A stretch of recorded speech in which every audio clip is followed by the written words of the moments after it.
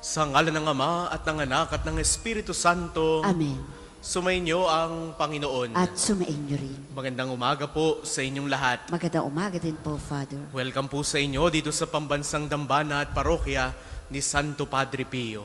Sa atin pong pagsasama-sama sa umagang ito, sa banal na Eukaristiya, tinatawag tayo ng Diyos. Ngunit ang pagtawag ni Jesus ay hindi simple. Kalakip ng pagtugon sa kanyang pagtawag ay ang mga pagsasakripisyo at pagwaksi sa lahat ng kamunduhan na ating tinatamasa. Kaya sa ating pong pagdulog sa banal na Eukaristiyang ito, hilingin natin ang paggabay mula sa ating poong may kapal upang patuloy niya tayong patnubayan sa ating paglalakbay sa buhay. Kaya taminin po muna natin ang ating mga kasalanan upang tayo maging marapat gumanap sa banal na pagdiriwang. Inaamin ko sa makapangyarihang Diyos at sa inyo mga kapatid, na lubha akong nagkasala sa isip, sa salita at sa gawa, at sa aking pagkukulang. Kaya isinasamo ko sa mahal na Birheng Maria, sa lahat ng mga anghel at mga banal, at sa inyo mga kapatid, na ako'y panalangin sa Panginoong ating Diyos. Kaawaan tayo ng makapangyarihang Diyos, patawarin tayo sa ating mga kasalanan, at patnubayan tayo sa buhay na walang hanggan. Amen.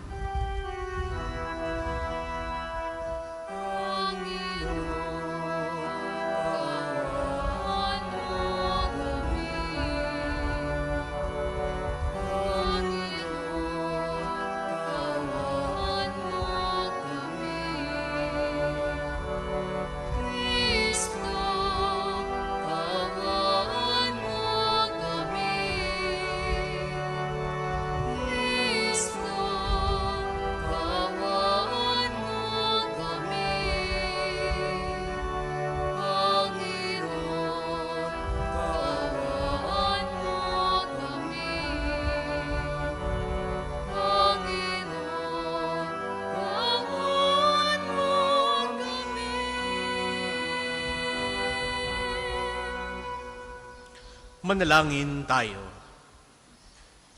Ama naming makapangyarihan, pakundangan sa pagpapakumbaba ng anak mong masunurin. Ibinangon mo sa pagkadapa ang sangkatauhang masuwayin. Ipagkaloob mo sa amin ang banal na kagalakan upang kaming sinagip mo sa kaalipinan ay magkamit ng iyong ligayang walang katapusan. Sa pamamagitan ni Hesu Kristo, kasama ng Espiritu Santo, magpasawalang hanggan. Amen.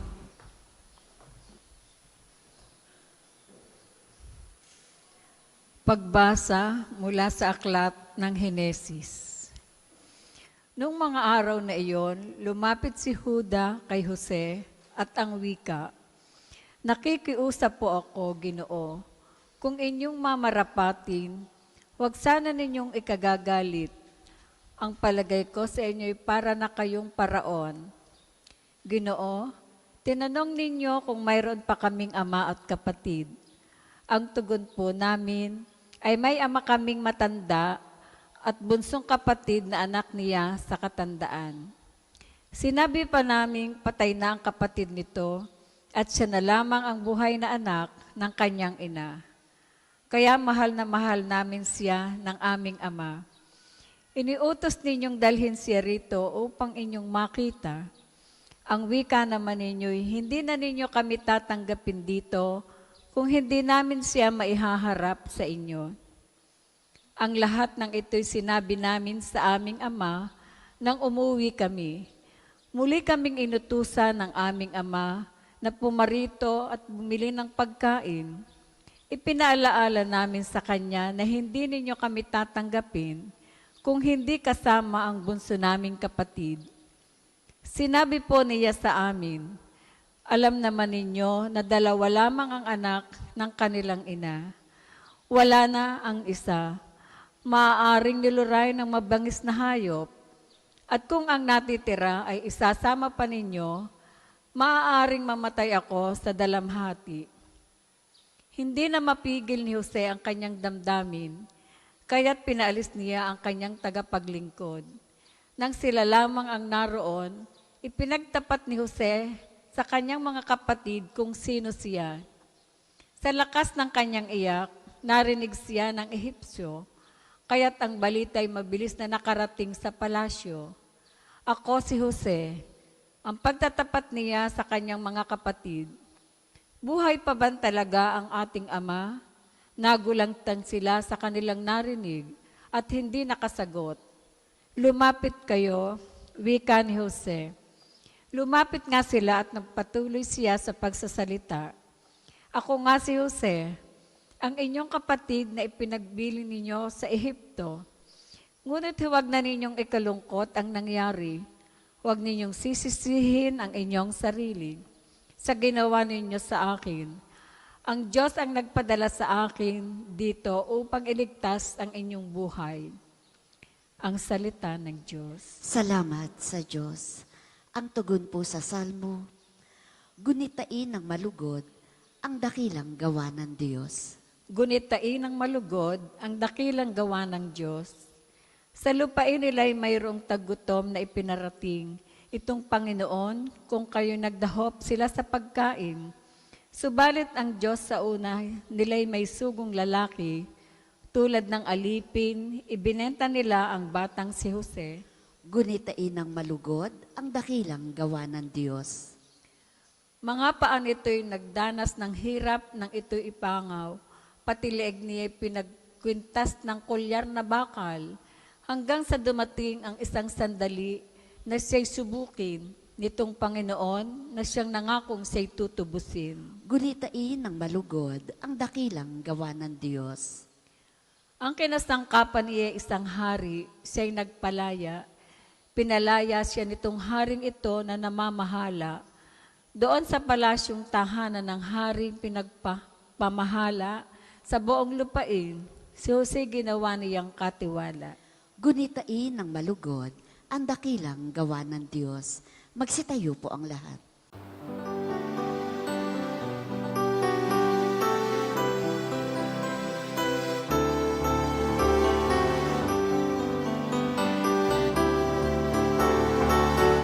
Hallelujah, hallelujah, hallelujah,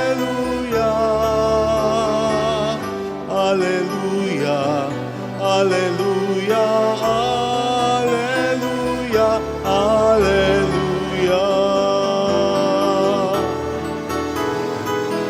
Hallelujah, hallelujah, hallelujah. Hallelujah, hallelujah, hallelujah, hallelujah.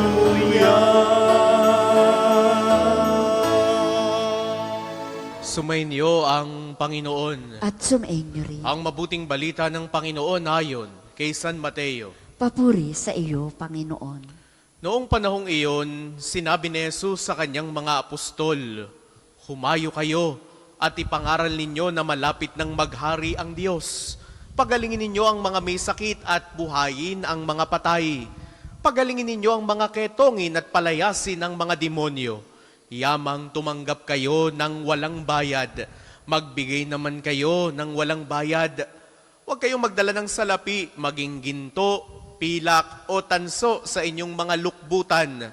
Huwag din kayong magdala ng supot sa inyong paglalakbay, ni bihisan, pampalit na panyapak o tungkod, sapagkat ang manggagawa ay may karapatan sa kanyang ikabubuhay. At saan mang bayan o nayon kayo dumating, humanap kayo ng taong dapat pakituluyan at manatili kayo roon habang kayo'y nasa lugar na iyon. Pagpasok ninyo sa bahay, sabihin ninyo, maghari nawa ang kapayapaan sa bahay na ito. Kung karapat-dapat ang mga tao sa bahay na iyon, panatilihin ninyo sa kanila ang inyong bati. Ngunit kung hindi, bawiin ninyo ito. At kung ayaw kayong tanggapin o pakinggan sa isang tahanan o bayan, umalis kayo roon at ipagpagangalikabok ng inyong mga paa. Sinasabi ko sa inyo na sa araw ng paghuhukom ay higit na mabigat ang ipaparusa sa mga tao sa bayang yaon, kaysa dinanas ng mga taga-Sodoma. at taga-Gomora. Ang mabuting balita ng Panginoon. Pinupuri ka namin, Panginoong Hesukristo. Sa inyo pong lahat na naririto at nakikibahagi sa ating banal na pagdiriwang, sa mga sumasama po sa atin sa pamamagitan ng ating Facebook Live, sa inyo pong mga pilgrims at mga debotong naririto, muli, magandang umaga sa inyong lahat. Yayamang tumanggap kayo ng walang bayad, magbigay naman kayo ng walang bayad. Ang minamahal kong kapatid, sa araw na ito, ipinapaalala sa atin ni Jesus ang hindi matatawarang kaloob ng biyaya. Everything is grace. Tulad ng sinasabi niya, walang bayad ninyo itong tinanggap, walang bayad din ninyo itong ipagkakaloob. Ipinapakita rito na hindi natin maaaring ipagbili ang biyaya ng Diyos. Ito'y libreng regalo na hindi nakukuha sa kayamanan o sa merito sa ating buhay. Hindi po ba? Kapag ka ikaw ay binigyan, niregaluhan, halimbawa, birthday mo o kung anumang okasyon, Pasko, hindi mo naman ito ipinagbebenta. Bigay sa iyo regalo sa iyo Ginagamit mo yung biyaya.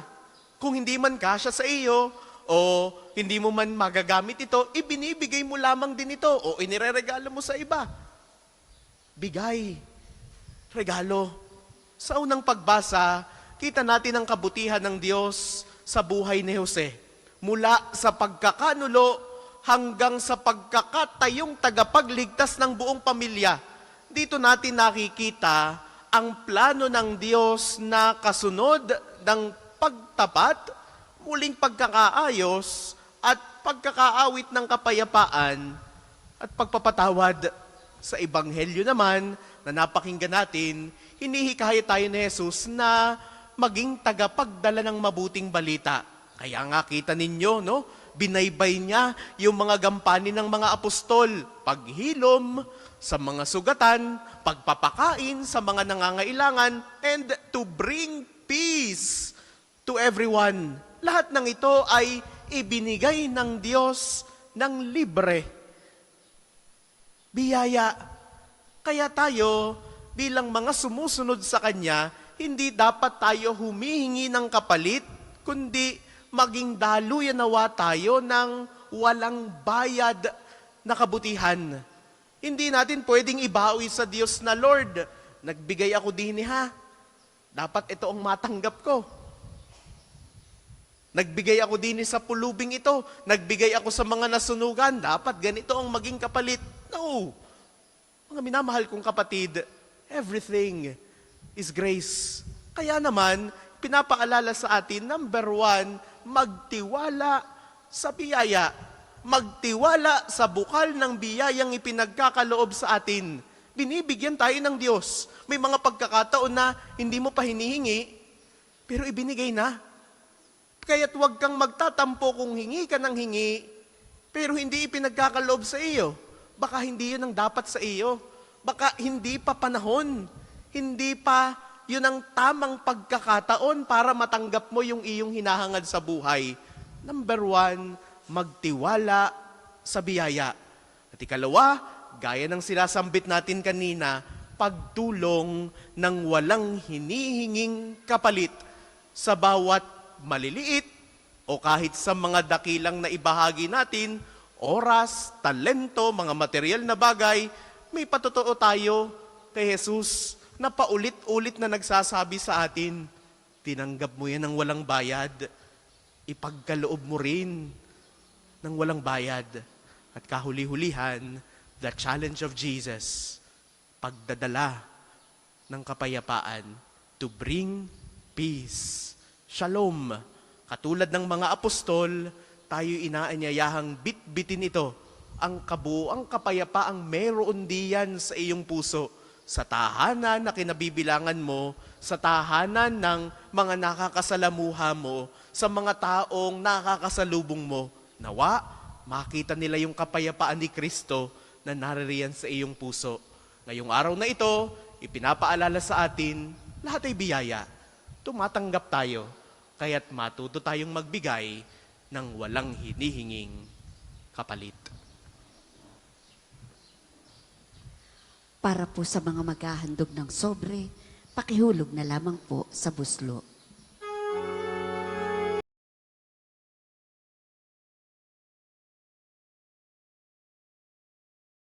Panginoon, naririto kami ngayon.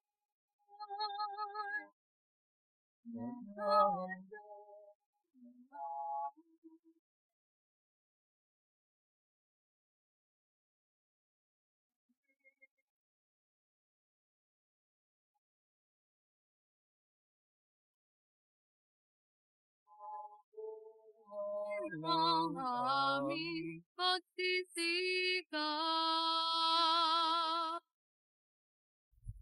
Magsitayo po ang lahat.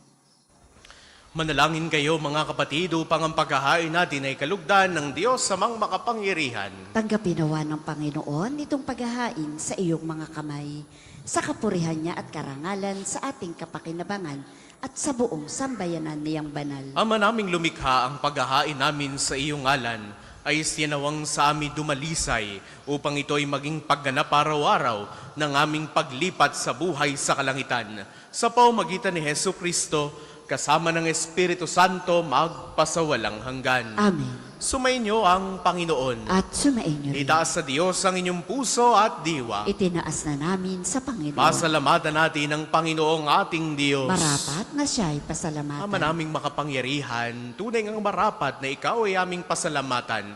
Pinagbibigyan mong ito'y aming maihayag, kahit na ito'y walang anumang maidaragdag. Sa kadakilaang sa iyo ay likas, sa pagpupuri namin ang nakikinabang, ay kami ring iyong pinakikiharapan sa pamagitan ng iyong anak na minamahal. Kaya, kaysa ng mga anghel na nagsisiawit ng papuri sa iyo nang walang humpay sa kalangitan, kami nagbubunyi sa iyo kadakilaan.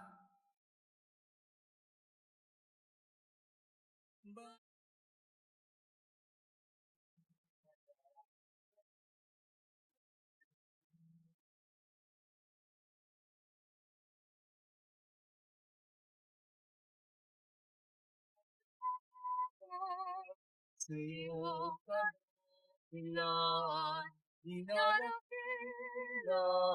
ng lahat ang dapat.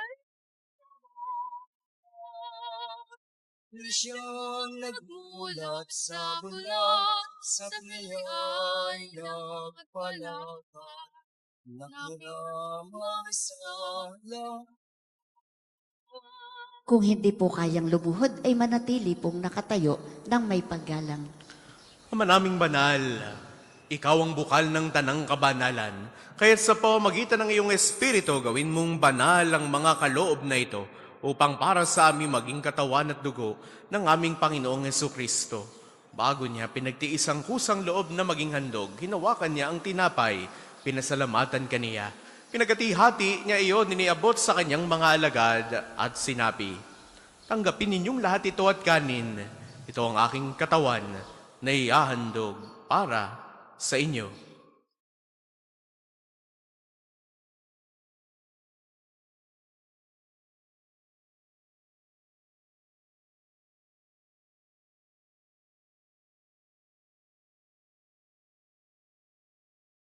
Gayun din naman noong matapos ang hapunan, hinawakan niya ang kalis.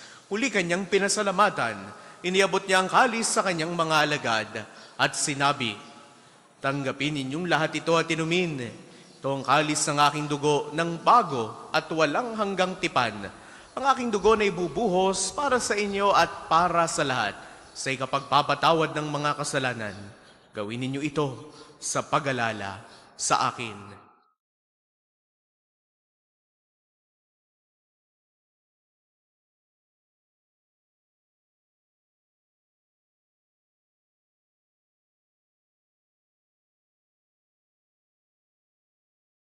Ipagbunyi natin ang misteryo ng pananampalataya. Si Kristo'y namatay, si Kristo'y nabuhay, si Kristo'y babalik sa wakas ng panahon. Ama, ginagawa namin ngayon ang pag-alala sa pagkamatay at muling pagkabuhay ng iyong anak. Kaya tiniaalay namin sa iyo ang tinapay na nagbibigay buhay at ang kalis na nagkakaloob ng kaligtasan. Kami nagpapasalamat dahil kami iyong minarapat na tumayo sa harap mo para maglingkod sa iyo. Sinasamo namin kaming magsasalo-salo sa katawan at dugo ni Kristo ay mabuklod sa pagkakaisa sa pamamagitan ng Espiritu Santo. Ama, lingapin mo ang iyong simbahang laganap sa buong daigdig. Puspusin mo kami sa pag-ibig, kaisa ni Leon na aming Papa, ti Gilbert naming Obispo at ng Tanang Kaparian.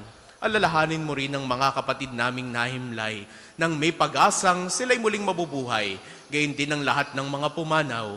Kaawaan mo sila at patuloyin sa iyong kaliwanagan. Kaawaan mo at pagindapatin kaming lahat na makasalo sa iyong buhay na walang wakas. Kaisa ng mahal na Birheng Maria na ina ng Diyos, ni San Jose na kanyang kalinis-linisang esposo, kaysa ng mga apostol at ng lahat ng mga banal ni Santo Padre Pio na namuhay dito sa daigdig ng kalugod-lugod sa iyo, may pagdiwang nawa namin ng pagpupuri sa ikararangal mo sa pamamagitan ng iyong anak na aming Panginoong Hesu Kristo. Sa pamamagitan ni Kristo, kasama niya at sa Kanya ang lahat ng parangal at papuri ay sa iyo, Diyos amang makapangyarihan, kasama ng Espiritu Santo, magpasawalang hanggan. Amen. Amen.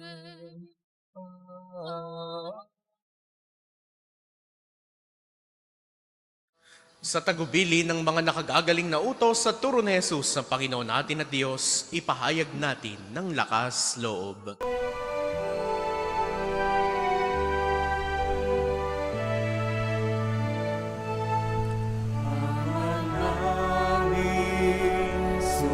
Sumasalangit ka, sambahin ang ngalan mo. Mapasa amin ang kaharian mo, sundin ang loob mo. Dito sa lupa para lang sa langit, bigyan mo po kami ngayon ng aming kakanin sa araw-araw at pagnawarin mo kami sa aming mga sala para ng pagpapatawad namin sa nagkakasala sa amin. At huwag mo kaming ipahintulot sa gusto, at iadya mo kami sa lahat ng masama. Hinihiling namin kami adya sa lahat ng masama, pagkalooban ng kapayapaan araw-araw. Iligtas sa kasalanan at ilayo sa lahat ng kapahamakan. Samantalang aming pinananabikan ang dakilang araw ng pagpapahayag ng tagapagligtas naming si Hesu Kristo. Sapagkat iyong kaharian at ang kapangyarihan at ang kapurihan magpakailanman. Amen. Panginoong Hesu Kristo, sinabi mo sa iyong mga apostol, kapayapaan ang iniiwan ko sa inyo. Ang aking kapayapaan ang ibinibigay ko sa inyo. Tunghayan mo ang aming pananampalataya, tuwag ang aming mga pagkakasala. Pagkalooban mo kami ng kapayapaan at pagkakaisa ayon sa iyong kalooban. Kasama ng Espiritu Santo, magpasawalang hanggan. Amen. Ang kapayapaan ng Panginoon ay laging sumainyo. At sumainyo rin. Magbigayan kayo ng kapayapaan sa isa't isa. Peace be with you. Kordero na Diyos na nag-aalis ng mga kasalanan ng sanlibutan, maawa ka sa amin. Kordero na Diyos na nag-aalis ng mga kasalanan ng sanlibutan, maawa ka sa amin. Kordero na Diyos na nag-aalis ng mga kasalanan ng sanlibutan, ipagkaloob mo sa amin ang kapayapaan. Kung hindi po kayang lumuhod, ay manatili pong nakatayo ng may paggalang.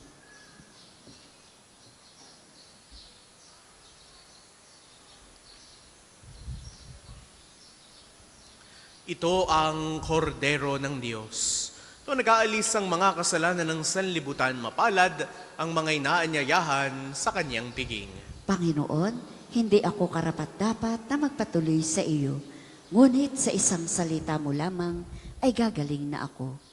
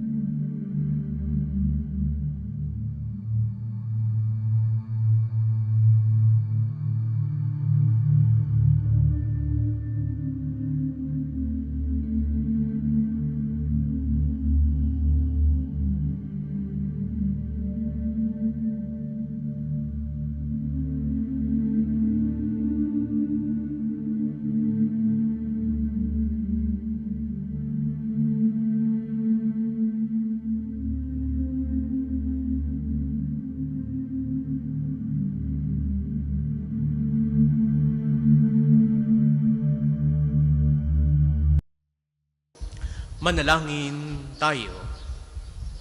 Ama naming mapagmahal, kaming iyong pinapakinabang, ay loobin mong laging lumingon sa pinanggalingan nang tinanggap namin ngayon para pagsaluhan sa pamamagitan ni Hesu Kristo, kasama ng Espiritu Santo magpasawalang hanggan. Amen.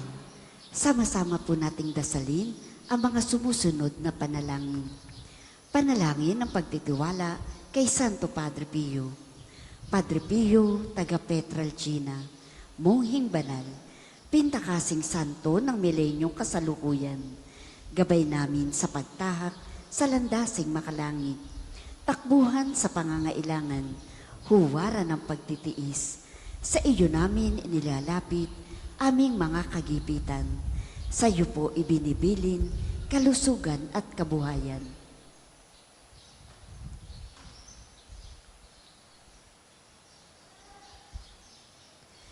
Di man karapat-dapat, kami po ay pagbigyan, bendisyonan at basbasan, maging ganap sa buhay. Lumayo nawa kami, umiwas sa kasalanan. Lumapit lagi sa Diyos, maging matatag at matibay. Sa mabuting balita ng pagliligtas, turuan mo kami nawa. Sa tuwi na ay makinig, magnilay at sumampalataya. Amin pong pakiusap itong mga kahilingan. Puso ay nagsisisi, nagtitikang taimtiman. Di na muling magkasala, sunod lagi sa Diyos Amang, kaisa ng Espiritu at ni Jesus na tagapamagitan. Amen. Mga kapatid, manalangin tayo sa Diyos sa mga makapangyarihan upang tayo ay maging kawangis ni Kristo sa taimtim na pagdalangin sa tulong ng mga larawan at mga dasalan. Manalangin tayo. O Panginoong Diyos, Ikaw ang bukal ng lahat ng pagpapala at biyaya. Ibuhos po ninyo ang inyong bendisyon sa mga gamit na ito sa pananalangin. Ang mga rosaryong aming daladala, imahen, dasalan, langis, miracle robs at healing bundles na nagpapaalala ng iyong kabutihan, kabanalan at pagmamahal sa amin, upang ang lahat na dumulog at magdasal gamit ang mga ito ay magtamo ng iyong awa at biyaya. Loobin mong tularan nila ang kabanalan at aral ng Panginoon at ng mga santo magpasawalang hanggan. Amen. Tayo pong lahat, Ama namin, sumasalangit ka. Sambahin ang ngalan mo. Mapasa amin ang kaharian mo. Sundin ang loob mo dito sa lupa para na sa langit. Bigyan mo kami ngayon ng aming kakanin sa araw-araw at patawarin mo kami sa aming mga sala para ng pagpapatawad namin sa nagkakasala sa amin at huwag mo kaming ipahintulot sa tukso at iadya mo kami sa lahat ng masama. Amen. Aba Ginoong Maria, napupuno ka ng grasya. Ang Panginoong Diyos ay sumasa iyo. Bukod kang pinagpala sa babaeng lahat at pinagpala naman ang iyong anak na si Jesus. Santa Maria, Ina ng Diyos, ipanalangin mo kaming makasalanan, ngayon at kung kami mamamatay. Amen. Luwalhati sa Ama, sa Anak, at sa Espiritu Santo, kapara noong una, ngayon, at magpa sa walang hanggan. Amen. Sumainyo ang Panginoon. At sumainyo rin. Naway pagpalain kayo ng makapangyarihan at laging nagmamahal sa ating Diyos, ang Ama at Anak at Espiritu Santo. Amen. Taglay ninyo sa inyong pag-alis ang kapayapaan ni Kristo. Salamat sa Diyos.